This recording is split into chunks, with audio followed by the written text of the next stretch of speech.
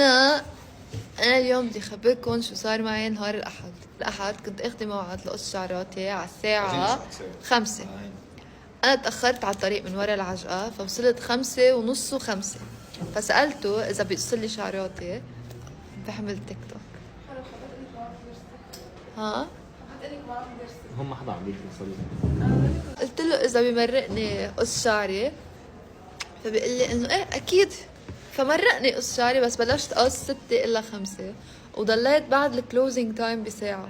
and he was so nice يعني قصلي شعراتي وتأنى بعمله وسشور لي اياهم. شو صار؟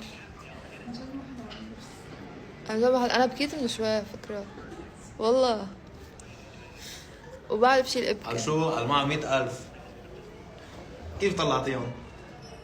شو؟ مرق لي شعري ومعكي قلم رصاص لانه يمكن بدنا قلم رصاص. مرق لي شعري و